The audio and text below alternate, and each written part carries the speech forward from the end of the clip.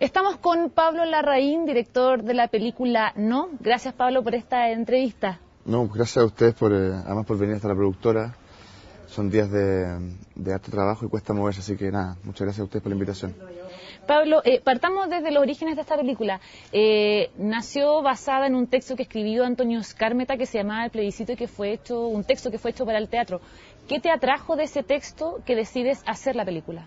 Bueno, lo que hay ahí es la idea nuclear y fundacional de la película, que es contar la historia de la Franja del No, de cómo se armó la Franja del No. En el fondo, esta película es un gran making of de cómo un grupo de personas desconocidas se organizan y crean una franja que, creo yo, fue muy importante a la hora de la derrota de Pinochet.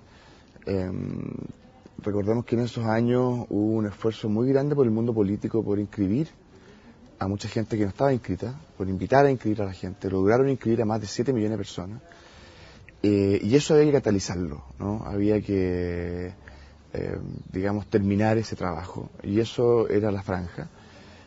Y en el fondo, un poco esta película creo yo que es el mapa de esa franja. Cómo se ejecutó, cómo se pensó. Y pienso que a partir de eso hay lecturas ideológicas, hay lecturas éticas y hay lecturas que tienen que ver con Chile y nuestra idiosincrasia. En la película uno ve, por ejemplo, que está todo este equipo creativo. Muchas personas quizás que vivieron la franja, quizás más alejados, pueden creer que el trabajo había sido 100% político. Sin embargo, en esta película vemos, como tú bien dices, este equipo de publicistas, de sociólogos, que trabajan y que apuestan a un tema de decir, se acabó la tormenta, apostemos por alegría, viene un cambio, ayúdennos a cambiar. Y dan con las herramientas de la publicidad para hacer ese cambio. ¿Es un poco un reconocimiento a esas personas que quizás muchos no saben que existieron, no saben cuál fue la importancia de su trabajo? Es, claro, un reconocimiento a gente que es más o menos desconocida. Y también es, creo yo, algo muy interesante que es el cruce de la comunicación publicitaria y de marketing con la comunicación política.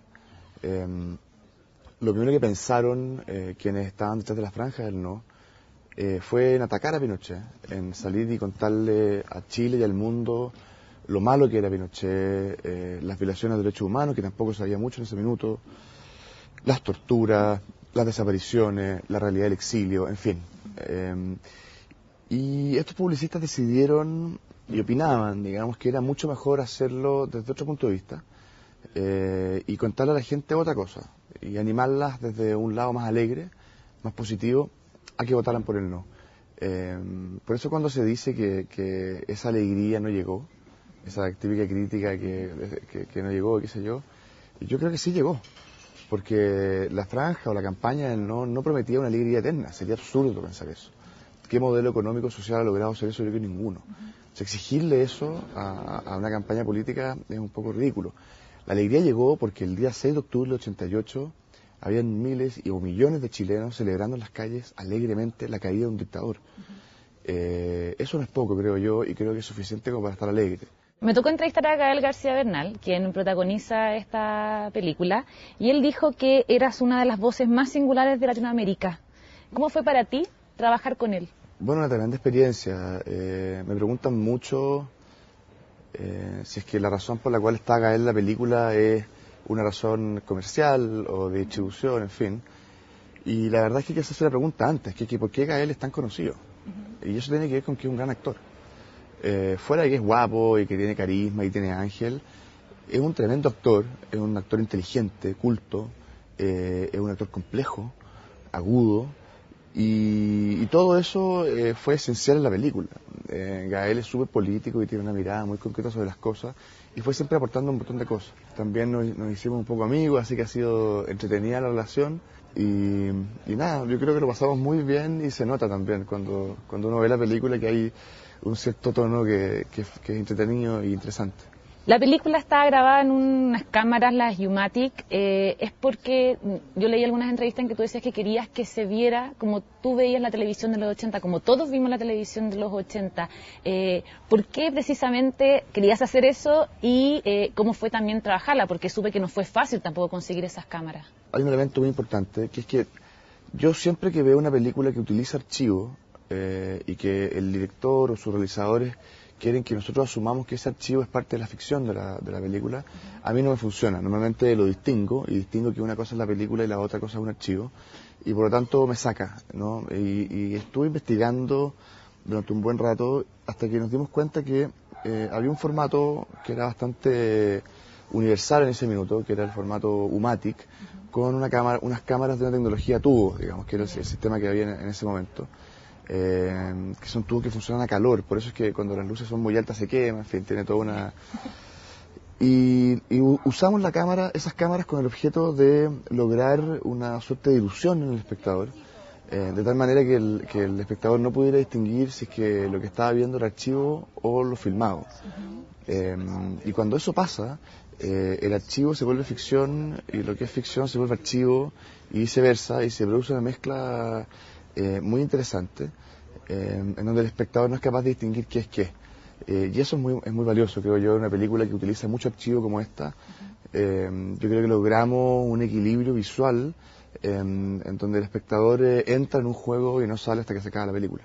Pero fue fácil conseguirla, pero imagino que son ya... No, las cámaras fue muy complicado, la verdad es que las cámaras nosotros compramos a través de una empresa americana 20 cámaras de este tipo, en que esta empresa se dedica, no exactamente a esto, pero se dedica a dar servicios de producción cinematográfica en Los Ángeles, en Hollywood directamente.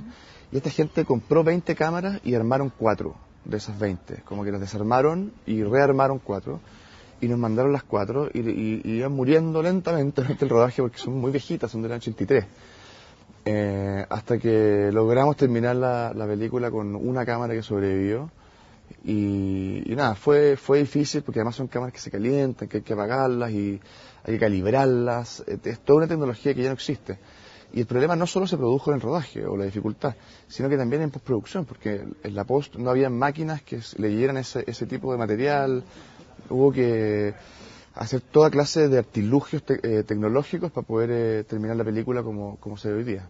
Ya empezaron, el Consejo de la Cultura anunció que ya empezó con las conversaciones para las postulaciones para las películas que deberían representarnos en los Goya, los Oscar. ¿Te gustaría que no estuviera ahí?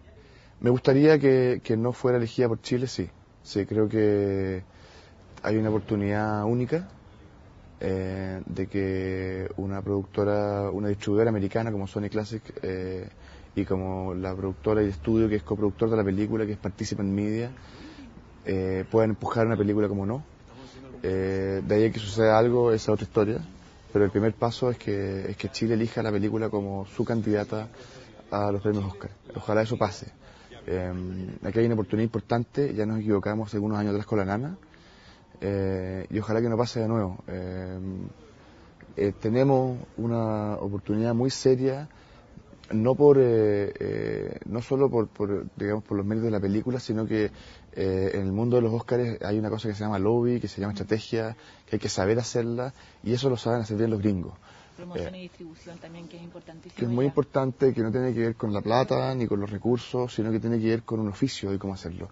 Y nosotros contamos con, como te contaba, con tanto la distribuidora como la productora americana que tienen harto oficio, que han nominado muchas películas ellos, y por tanto, ojalá que nos den la oportunidad de por lo menos intentarlo.